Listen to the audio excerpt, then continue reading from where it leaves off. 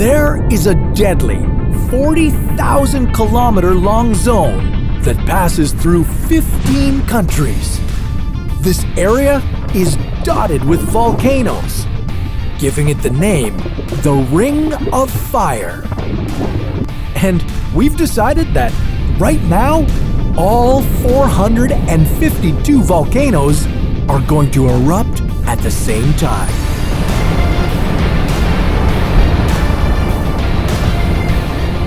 Talk about an explosive event. What would be the most dangerous part? Could it change the climate? And would there be any warning before it happened?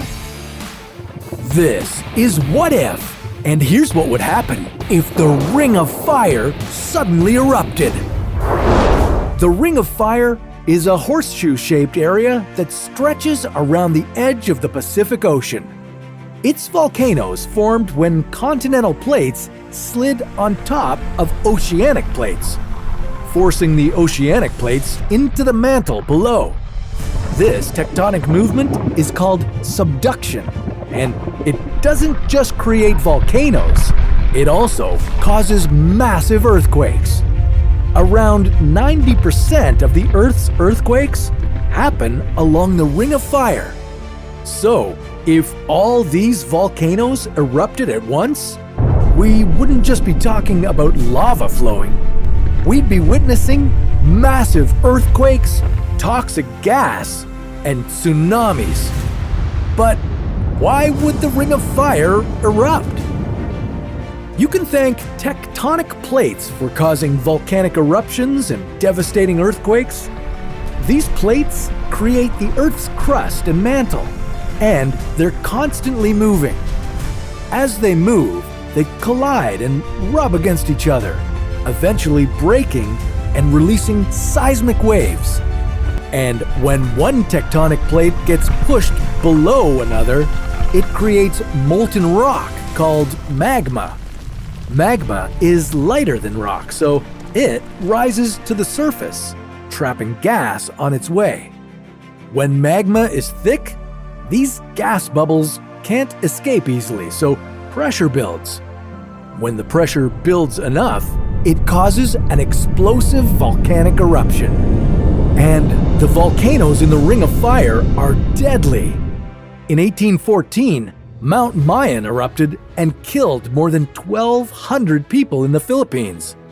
And when Mount Kodovar erupted in 2018, the entire population of Papua New Guinea evacuated.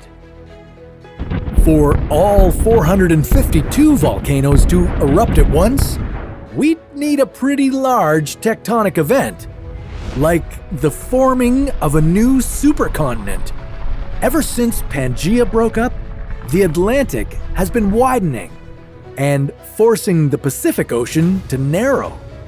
Eventually, some of these continental pieces could collide, creating a seismic catastrophe. What would happen? Well, if you lived anywhere in the Ring of Fire, your local volcano would explode and spew lava. Deadly earthquakes would happen next, which would trigger tsunamis all along the Pacific Ocean coastline. But these spectacular events aren't even the most lethal part. The two biggest hazards from any volcanic cataclysm are ash and volcanic gases, and they would affect the whole world. The 452 simultaneous eruptions would launch a lot of ash into the air. The ash would cover the world, completely blocking sunlight. In 1991, when Mount Pinatubo erupted, it cooled parts of the world by up to 0.4 degrees for 2 years. And the thick layer of ash wouldn't just cause temperatures to drop, it would also cause massive crop failures, leading to a global food shortage. And as if things couldn't get any worse, the toxic volcanic gases would create acid rain. The rain would make the oceans even more acidic, killing off coral reefs. Marine life would suffer an extinction event.